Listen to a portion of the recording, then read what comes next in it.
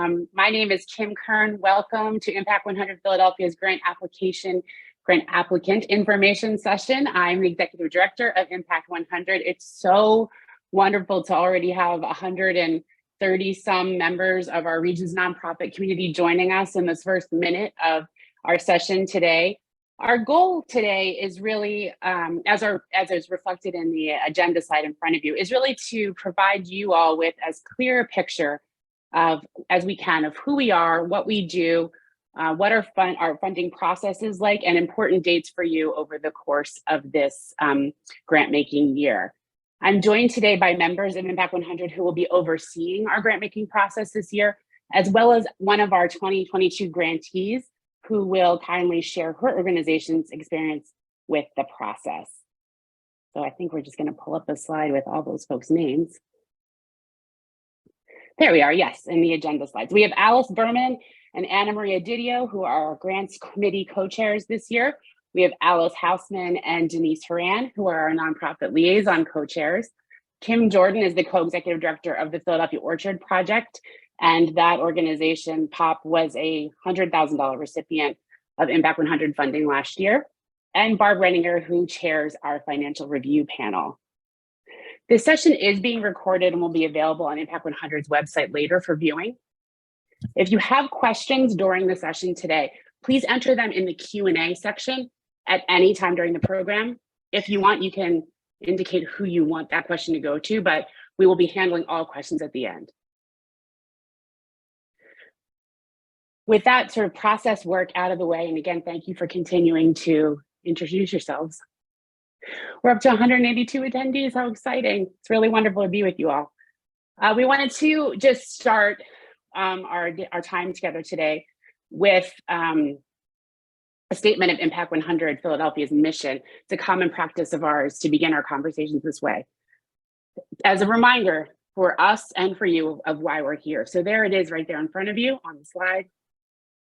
And of course, our grant making is the way that we realize our mission, and that's what you're here to hear more about. So I'm going to turn the program over, excuse me, to Alice Hausman, our co-chair of the Nonprofit Liaison Committee. Thanks, Kim. Hello and welcome to this grant application information session. This slide gives an overview of our grant making model. You'll hear more detail about this in a minute. Members join with a contribution and the grant pool is set after membership closes. Nonprofits submit requests for funding, which are then reviewed by focus area committees, or FACs. These committees are composed of members, and each FAC selects a finalist. Then all Impact 100 Philadelphia members review and rank finalists, which determines how funding is distributed. But note that all finalists receive some funding. Our model of collective giving is very simple, but we believe very powerful and benefits both our members and the nonprofit community. By pooling contributions, members leverage their donations to make large, high-impact $100,000 grants to smaller nonprofits in our funding area. The goal is to see a ripple effect with this kind of grant making. We hope that through the process of applying for Impact 100, nonprofits can tell their story to a wider audience, raise awareness, gain recognition, and secure additional funding. Next slide. Since our funding pool is based on the number of members, here's a snapshot of our membership history. Since our founding year, Impact 100 Philadelphia has awarded grants totaling over $4 million to 71 local nonprofits, including 34 high-impact $100,000 grants. We are currently in our membership cycle, so we don't know the total funding available until the end of November. Please note that even though some of our grants are smaller, you must apply for $100,000. Our application process is a bit different this year, which we will explain in a moment. However, we will still be awarding multiple high-impact $100,000 grants as we have done in the past.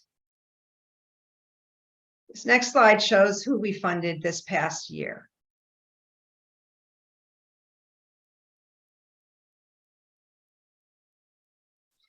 I'm going to spend the next few minutes to help you understand our grant, what we value and support.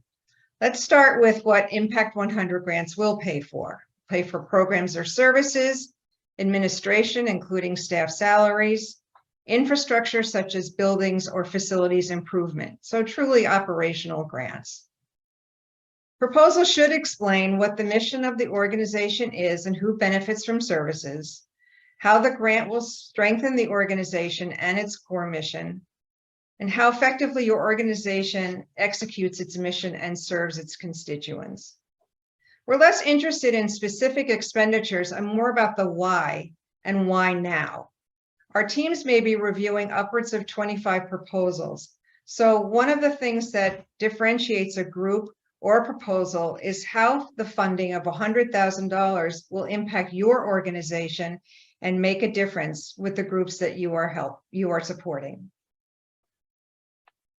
Impact 100 grants will not fund debt reduction, operating deficits, interim or bridge funding, or endowment funding. We don't fund individuals or private foundations.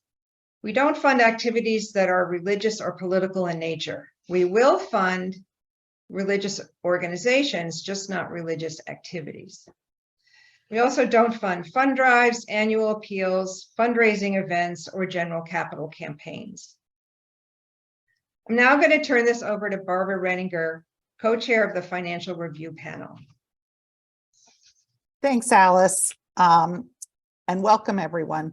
Impact 100 has a group of members called the Financial Review Panel, or the FRP, who review your applications to determine if they meet our eligibility requirements. In the past, we've heard that some organizations have been confused as to what financial information is actually required to be eligible. We want to avoid any surprises.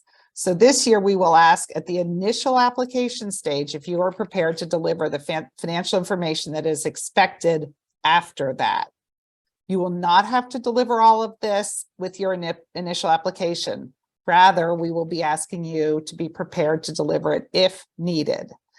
The questions will allow each applicant to understand from the beginning of the application process the full scope of what will be requested of those who proceed through the process. First, the eligibility criteria. At the first stage of the application, we will ask you to attest on the application that you meet all of our eligibility criteria to qualify. These include having 501c3 status, having a physical base of operation in the 5-county area and serving residents of that same area. You must have independently audited financial statements, independently audited or reviewed, I'll get to that in a minute, for the most recent 3 years of operation. You must have a bank account in the local organization name and controlled by the local entity. You cannot have received an Impact 100 core mission grant in the last 3 grant cycles. In terms of required financials, for those organizations selected to move forward after initial Impact 100 member input, we will request certain information. This request will come to you via email during the week of February 13th, and you will have 5 business days from the date of the email to provide the documents. If your organization is not chosen to move forward, you will receive that message by email no later than Friday, February 17th. If we do request financial documentation, this is what will be needed. First, an income statement and balance sheet for the most recently completed fiscal year. If these statements are not yet available or are more than 12 months old, we will accept an internally completed report for that most recent year. It must include both the income statement and the balance sheet. Second, a copy of the operating budget for the current fiscal year. Third, a year-to-date interim statement for the current fiscal year. Fourth, independently prepared financial statements, either an audit or a review for the past 3 years. A partial year does not qualify, and statements that are compiled but not audited or independently reviewed do not qualify. Lastly, we would need 990s for the past 2 years. If those 990s, if your 990s are available online and we can access them through GuideStar or another access point, we will do that. If not, we may need to reach out and request copies be sent. And just please note finally that there may be special circumstances if you are a local chapter of a larger nonprofit organization. If that is the case, we'll be looking for evidence of local funds management, including local revenues, expenses, and cash on hand. And we will look for an income statement and balance sheet for your local operations. That completes this part of it. Now I will hand off to Anna Maria Didia, the grants co-chair, who will share with you some of the funding preferences that accompany these requirements. Well, thank you, Barbara. I'm delighted to speak to you today about the grants process. Impact 100 applications are reviewed within one of 5 focus areas, which you can see on this slide. As you best understand your organization and its mission when you apply for the grant, you choose the focus area in which you want to be considered. You should choose a focus area whose unmet needs in your organization you seek to address. We define these focus areas as follows. First, arts and culture. The definitions, I won't read through, I'll just highlight some of the definitions which we've expanded and revised this year. So arts and culture, promote and develop and enhance artistic expression and creative thinking through culturally diverse art or education. Education focus areas teach, inform, and educate individuals or specific groups addressing equitable access. The environment focus area are organizations that improve, preserve, and protect community or public spaces. Within family, we're looking for organizations that enhance the lives of children, older adults, and all families to achieve a better life. And finally, health and wellness, organizations that empower wellness as a way to strengthen and improve mental and physical well-being. So in addition to the eligibility criteria described just a few moments ago, we also have funding priorities. Now, these are not requirements. Organizations that do not meet all of these criteria are still eligible to receive funding. But each of these items should be considered a plus in favor of the applicant. Our members refer to this list through the application process and consider the information they learn on site visits. First, we believe that our funding sweet spot is an organization with an annual budget between $300,000 and $3 million. Generally, organizations of this size are properly managed and are well positioned to handle a grant of $100,000, yet small enough that $100,000 can make a meaningful difference in that organization. We look to fund organizations that have programs or services that target underserved populations. Applicants have the opportunity to describe to us the recipients of their services and just how they are underserved. Our goal for grants is to help address unmet needs in a region and have high impact on beneficiaries or communities being served by our grant applicants. That's why we ask you to answer the question, why now?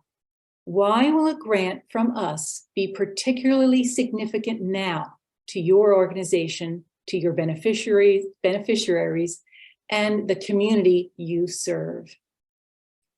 We have a preference for organizations that are led by staff and board that reflect the diversity of the populations they serve. There are also questions in the application requesting demographic information for the board and leadership because we recognize that developing a diverse executive team may be a work in progress. We invite you to describe the steps your organization is taking to move in that direction and having a more representative leadership team. So if you'd like to apply for a grant from Impact, our website will serve as a very important resource for you. The Apply for a Grant tab includes our eligibility criteria, a description of our application process, the important dates in our process, and a list of the frequently asked questions. Most, if not all, the information that we are sharing with you today is on that website. So you will find the links to our application on Slide Room. We have made some important changes to the proposal format this year. And what are those changes, you may ask? Well, in an effort to be less burdensome to our applicants, we've streamlined the application this year and increased our character limit. We've also modified our financial review requirements and are allowing applicants to use their standard documents. Excuse me. On the application, you'll find a list of the financial requirements we will need if you are asked to move forward to the next phase of the process. So please review this carefully so that you are able to provide everything we need later at the time that we request it. So here are the key dates for the 2023 grant cycle. Nonprofits begin by completing our grant request application to one of our 5 focus areas that we've talked about. An impact committee in that focus area will review all of the applications. This committee then determines who will move forward in the process, and those organizations will be asked to provide the required financial documents, the FRP review. From this group, the site visit selections will be made. After the site visits, each focus area committee meets to review all of the information and selects one finalist using a consensus model of decision-making. So throughout the proposal review process, our members conduct a rigorous, structured review, but finalist decisions are not based on a quantitative formula or numbers, but rather an overall review of the pool of proposals that are being considered and the discussion among our members. On our online application opens tonight, November 7th, and we'll be accepting applications until December 15th. Then in early December, we'll be announcing our funding total. That amount will determine the number and size of the grants we'll be awarding in June. In the last several years, our grant pool has been large enough to allow us to provide at least 2 $100,000 grants and several smaller grants. In early February, we will notify all the applicants that will move forward in the process by asking them to submit the required financial documents. Typically, we invite 8 to 12 organizations per focus area. So please keep in mind that each year there'll be a different group of members who will evaluate your application. These members may know nothing about your organization, its mission, or its effectiveness in reaching the community it hopes to serve. Your application provides you with an opportunity to highlight what is important to you about the services you provide and how well you are accomplishing your goals. In addition, it's important that you clearly identify why this grant now and how would it transform your organization's ability to meet the needs of the community you serve. If your organization is selected for a site visit, someone from Impact will reach out to you with all the information that you need to prepare. Impact understands that the time and energy necessary to prepare for a site visit is significant, and in recognition of that effort, your organization will receive $500. So, kind of to summarize our process this year, some of the things that are new is that core mission has been changed to operating grant. meaning that the funding can be used for any project. The budget that we have already mentioned has shifted from 500,000 to 5 million to 300,000 to 3 million. The application process is one process now, and we've made an effort to streamline your submission. And finally, the Community Awards program has been paused. However, efforts to integrate the concept and benefits of that program aligned with our trust-based philanthropy philosophy into a single Impact 100 program is underway. Site visits are scheduled from March 13th through April 20th. The organizations selected for a site visit who are not awarded a grant will receive a $500 honorarium in recognition of the time invested. So then in mid-May, we'll notify our focus area finalists at our annual meeting, and in June, we will award the grants. So for questions regarding the application process, the website that you see on the slide here is where to go. Make sure it's in your address book. You don't want our emails to go to updates or spam or junk, or in addition, add the grants email for notifications, because all the applicants will be receiving notification from the grants committee. So here's the grants address right here. So this will happen at each stage in the process. So you want to do this immediately. Requesting financials, requesting a site visit, selected as a finalist. So it's critical that you deliberately choose the email address that you put on your application. This is the email address that we will use to communicate with you. If the person who submitted your application is no longer working for you, or if the email address on your application has changed, you will not receive our emails concerning your application status. This is very important because our process, as you can see, has a tight timeline, and we'll be asking for prompt responses as we move through the cycle here. So please note you may be contacted by someone from the financial review panel or a focus area committee chair for extra information.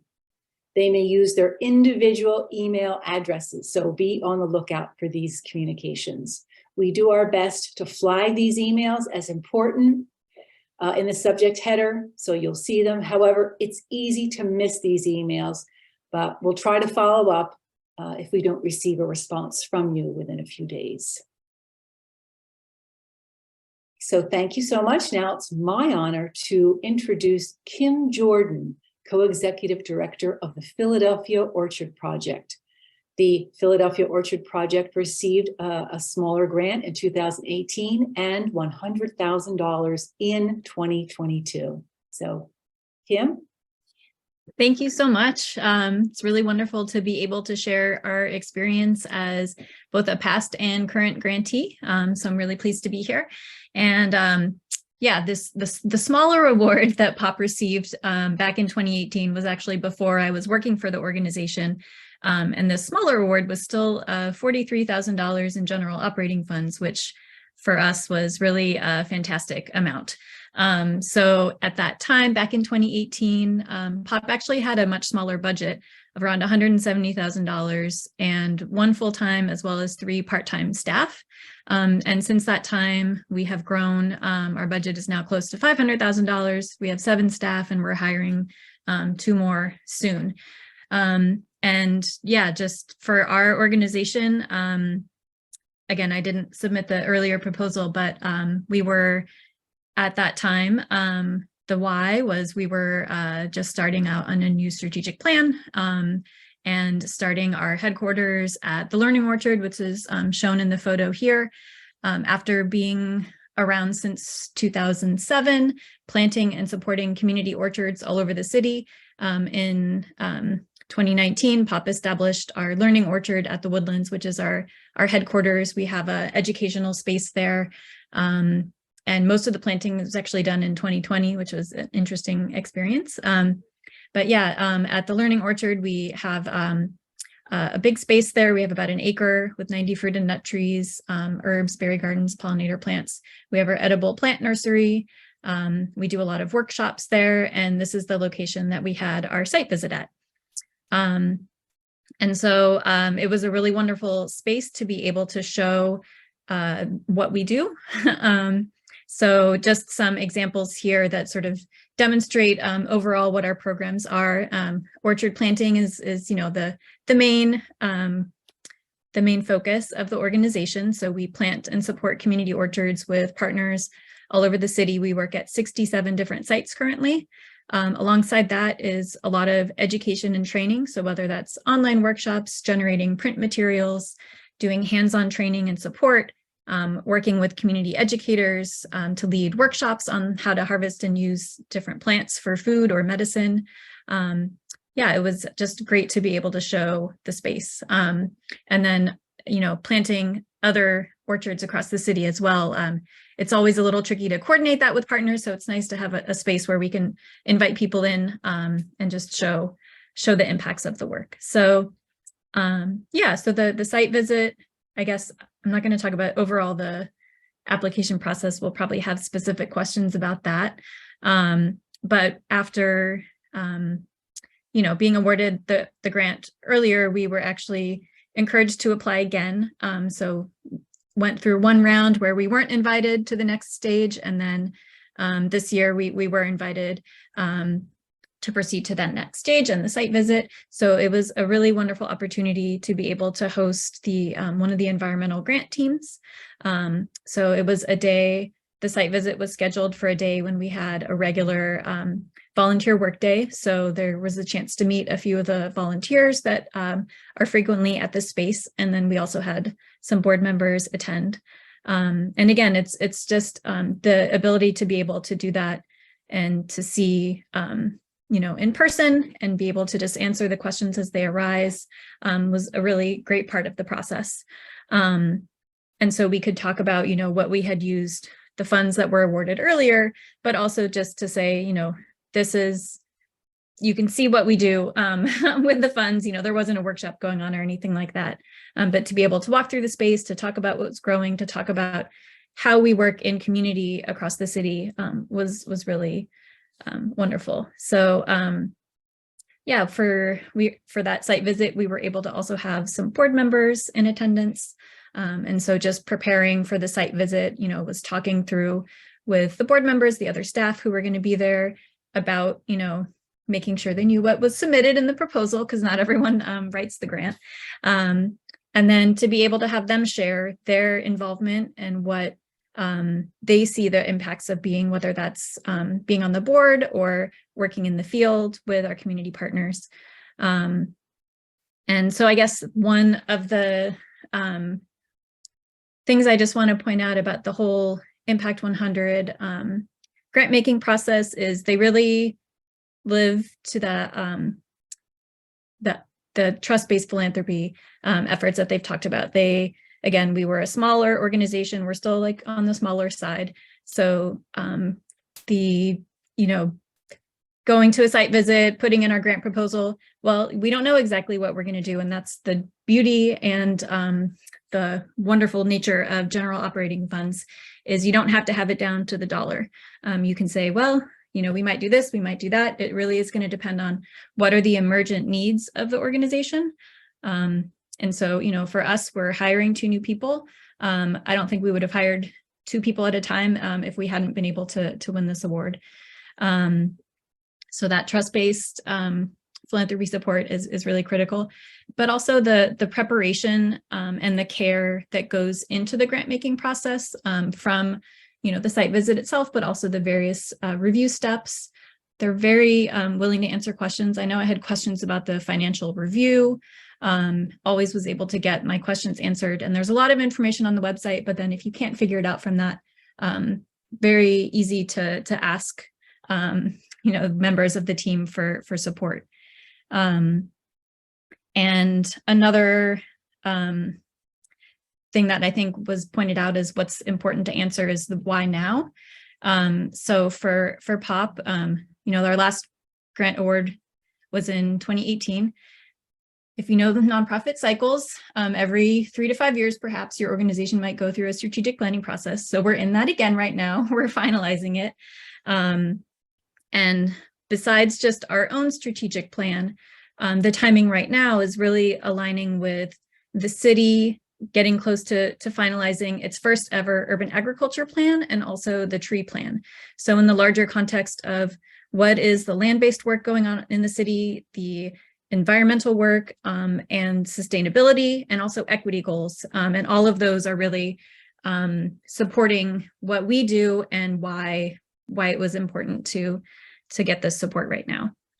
I would also like to just mention, this being part of this grantee network, the ability to be connected with the other grantee organizations is pretty awesome. And we're actually working with one of the other grantees from this year, Big Picture Alliance. We're going to be doing some new resource videos with them on ecological orchard care. That's exciting, as well as doing some storytelling and a mini documentary looking at environmental justice work throughout the city. And I don't think that would have happened had we not been part of this whole process. And besides that, the wonderful members of Impact 100, we've had people come to volunteer, they've come to community events, harvest festivals, things like that. So yeah, it's just a really great network to be a part of, and we're really honored and happy to help answer any questions that prospective grantees might have. Thanks.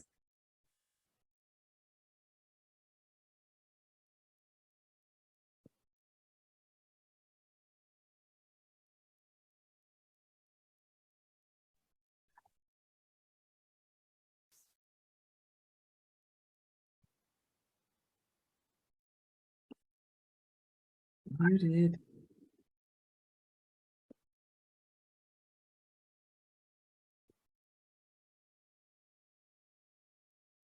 Denise, can you unmute? Sorry about that. I just realized that. So I was saying, first of all, thank you, Kim. A great presentation, and we appreciate your time here today. And we're now going to open for questions. And if you know to whom you would like to direct your question, please include the name in the Q&A. Otherwise, I will work with the panelists to answer the questions. And a couple of them have come through that are general. And one is about applying to specific FACs. We do ask you to apply to one FAC. You can choose that.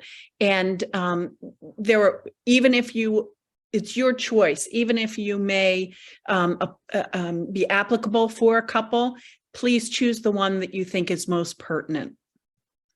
Let's see.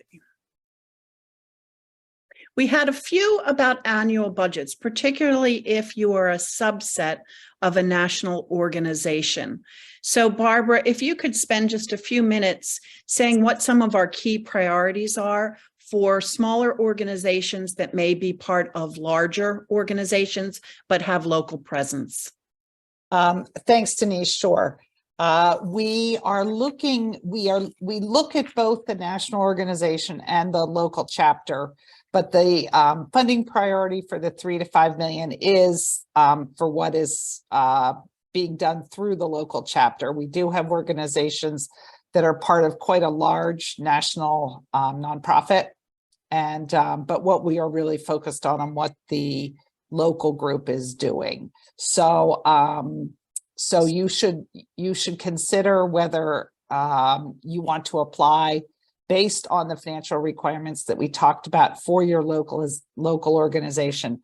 The one thing I will stress is that we need to have some kind of verification that the funds that we would give you would be controlled by your organization in this area. They cannot be funneled back to the national group for then subsequent dispersal to you. You have to be able to manage those funds here in the area. And you also need to be able to give us an income statement and a balance sheet for your local organization. So, you know, as long as you have the capability to do that, you are eligible to apply. Great. Thank you, Barbara. And somewhat of a follow-up question, if regarding finance, if the organization will not have an audited report until a few months from February, say the end of the year, et cetera, can they still apply? Absolutely. Yes, thanks. I did see this a couple of times in the chat. I appreciate the opportunity to clarify. If no matter when your fiscal year end, we want the most recent statement and the two prior to that. If your most recent statement is old, and we completely understand that particularly after COVID, it's taking a long time to get audit and reviews done, we will accept an internally prepared report, balance sheet, and income statement for your most recently completed fiscal year. And as long as you can give us 3 statements, 3 audited or reviewed statements prior to that, that is sufficient. So let me just be clear, you need the most recent fiscal year end in one form or another, you need a current year budget, and you need a year to date for that budget. And if anybody has specific questions on this, I'm happy to keep answering it. But I would also encourage you to send an email to the nonprofit liaison. That email was just posted, and those emails can be filtered back to us if there's any particular circumstances that may be a little too esoteric for the full group. Thanks, Barbara. And we will have that email address listed at the end of the presentation as well. So if you did not receive it, there's another opportunity.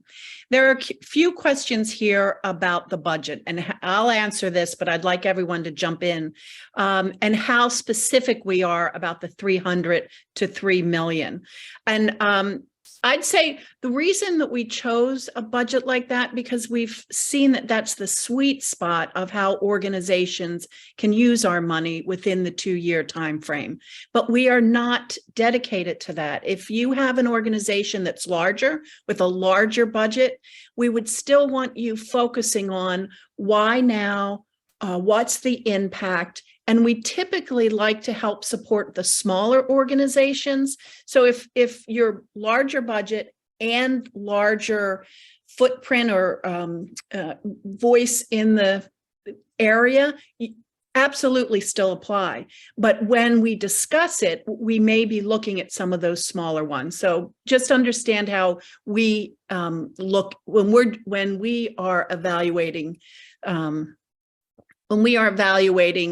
applications, what we're looking for. Other thoughts, grants, Barbara, anyone?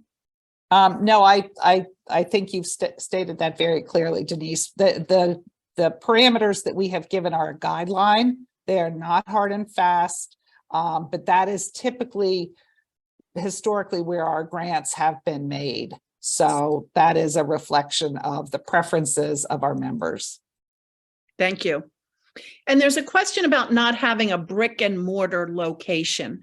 I believe as long as you have a bank account here, if you work remotely, we can do something via Zoom. We can, there are a number of ways that we can address that. And I would add into that, in terms of site visits, which I think was also in the question someplace, we do like to do a site visit, but if your programs are in physical locations, we have visited program locations before to see your work in progress. Thank you, Alice. And I apologize. I should have introduced you in the beginning because you are, like me, new. This is Alice Berman, and along with Anna Maria, she is the co-chair of grants for Impact 100. Thank you. Thanks, Denise.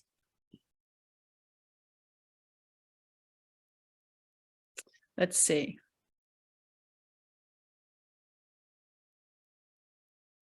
If the question's being asked that I think has already been responded to, I am not going to respond. But if you feel at the end that your question has not been answered, please ask it again. Someone asked about the application. The application will be open at the end of this meeting, so you can go online right now and look at the application. I'm also seeing a question in the, excuse me for butting in again, in the chat as opposed to in the Q&A, but Barb, I think you can address this. How is the funding given out? Is it given out all in the lump sum or upfront? Yeah, that's a good question. It depends on the grantee. Once the grants are determined, we work with each organization to, determine a funding schedule that is best for them. Typically, we do it over 2 years, often half, every 6 months. But depending upon the specific uses of the funds, we can discuss that and finalize a plan once the grant has been awarded. Thank you. There's also a question about, can funding go towards physical space? They're expanding and looking for bigger space to hold staff and supplies. And yes, absolutely, it can go towards that.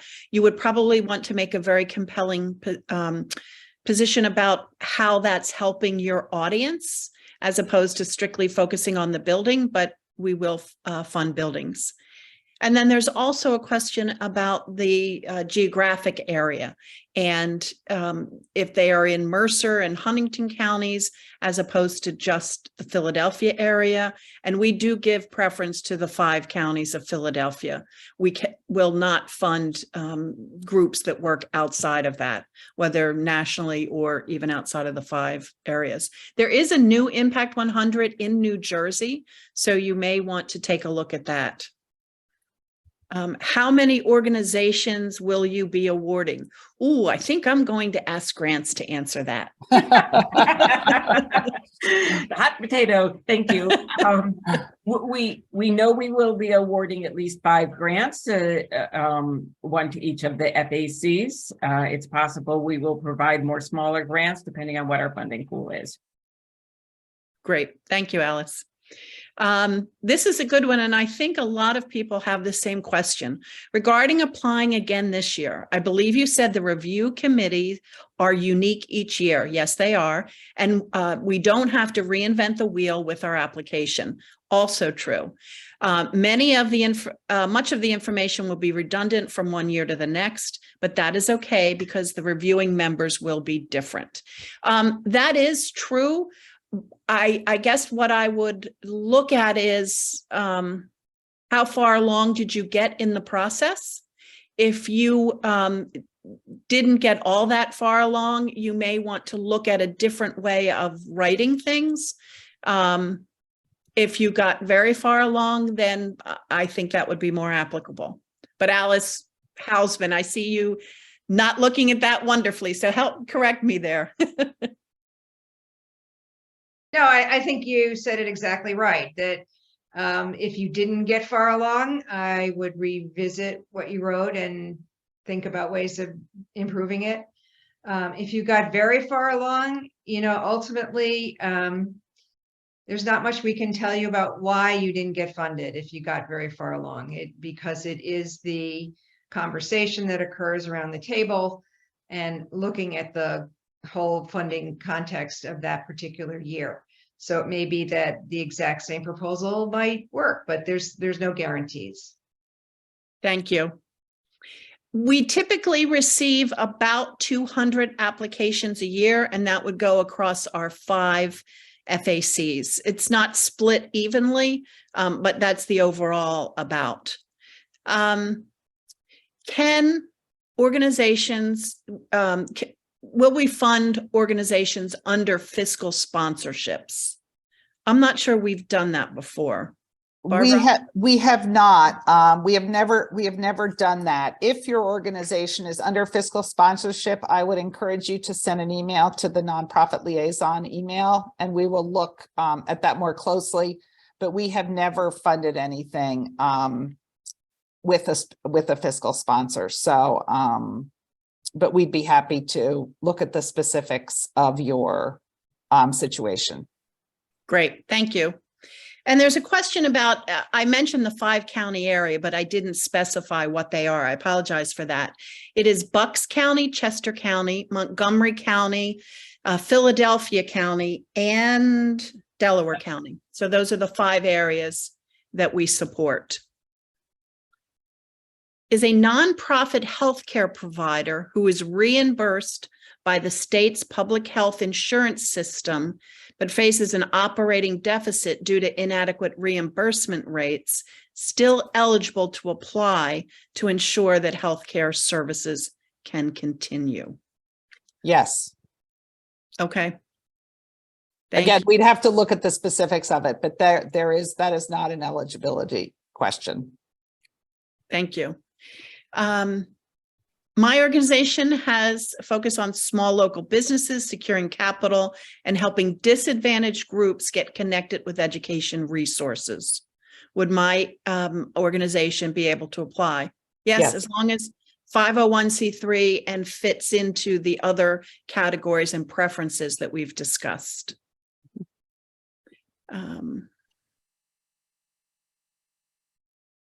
Oh, that's a good question. So I see that you said that we'll fund buildings, but we won't fund capital campaigns. Good. How about a vacant renovation to a building that would serve the community? I think it's really more about the fundraising goal. If you have a big fundraising campaign, we will not contribute to that fundraising campaign. We're looking for areas outside of that. But if but actually, Barbara or Grants, I'll ask you to take it from there. I'm sorry, can you rephrase? Can you repeat the question? Yes. So they said, we talked about that, yes, we would fund building.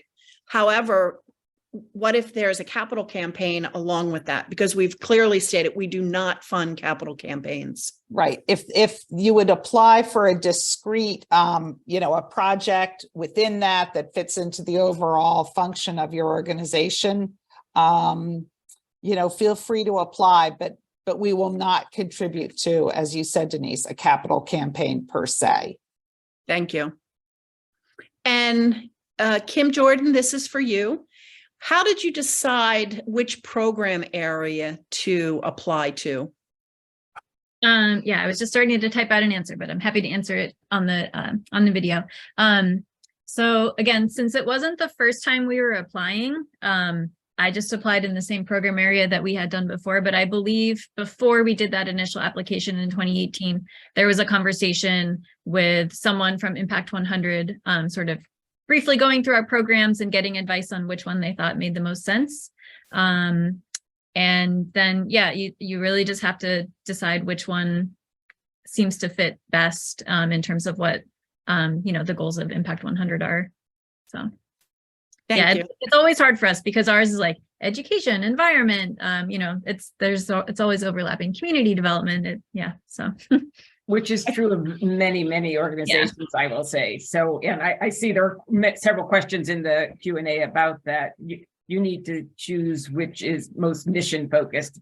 How you accomplish that may have many aspects to it, but is the mission environment, which in your case it is, or is the mission strictly education or other things? Yeah, and I don't remember if this was something I knew in advance, or if we found out after the fact that, maybe there's typically more applicants in some program areas and fewer in others, so that you may want to apply to one versus the other, if there's fewer organizations that generally apply in it. And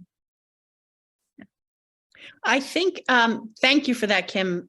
Agreed. And I think what Alice said is going to be very important. We've sort of refined our descriptions, our FAC descriptions, and FAC is focus area committee descriptions. And in our meetings, I believe, and Alice and Anna Maria, please address this, we're going to try to be focusing more on that and how you meet the mission of that area. Right. It was mentioned that at least 5 grants would be awarded this year. Is that 100,000? we have 3 $100,000 grants, and then depending on how much additional money we get, we split that among the other 2 organizations in our FACs. And this year we'll also, as we mentioned, be providing support for the visits that we go on. So we'll have money for that. And then also if we have other options. It really depends Denise, on our funding pool. Can I just pop on one sec? There was a question going back in the chat that relates to national versus local again. And if you don't mind, I want to answer that. The Yes. question is, do the local statements also have to be audited? What if only our national organization has audited statements? That is totally fine. That's actually quite common. We very rarely, if ever, get audited statements from the local chapter of a national organization, but we do need an audit from the national, and we need balance sheet and income statement from the local organization. Thank you. I believe that we are coming to the end of the questions so far. Alice, did you see any others that we should be looking at? Alice Berman, I know you're looking through them. I am looking through them, and I haven't seen anything we missed, but I don't know if if we missed it, type it in now again, so it comes to the top of our list. And what I'd like to do is reiterate, we have preferences, but so that you understand when we are meeting as teams, what we're really looking at is why receiving an operating grant from Impact 100 at this juncture would have an especially significant impact for your organization. That's kind of the why now. That's very impactful when we're reading these applications. We also like to target underserved populations. So if you have large budgets from other areas, that will be looked at, but those who are not getting as much money from other places sometimes are brought more highly to the top. If you're highlighting unmet needs in the region, are led by a staff and board that reflect the diversity of the population that you serve, and particularly what the grant will have a high impact on the beneficiaries of the communities that you serve. Those are some of the key areas. This is on our website, so when you're applying, please look at that area and address those areas.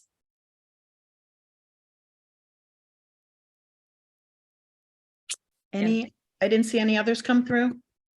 I didn't either. I did see a message that we didn't specifically respond to, and one that just came in, but it's about if you're chosen for a site review, does it mean you will receive a grant, but the amount will be undetermined? And the answer to that is everyone who gets a site visit will receive an honorarium for their efforts if they do not receive an all-out grant. So that's how we site visits get us to the final selection of the grant awards. So if you get a grant, you won't get the $500 in addition. So in that sense, yes, you will get an award, but it will be a $500 award unless you're made it, go into the finalist phase. Thank you. And the last question that did just come in was, do our focus areas ever change? And the answer to that is they have not changed. They get redefined annually, but it is something that our strategic plan is having us reconsidering now. So stay tuned, they may change. Good answer. But not this year. Not this year. Not this year. Never said.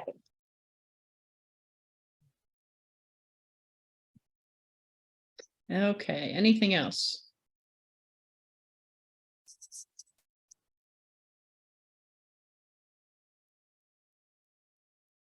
Okay, I think that was the last one. Please feel free to keep asking questions if you have them, or ask them to the nonprofit liaison email that you'll see at the end.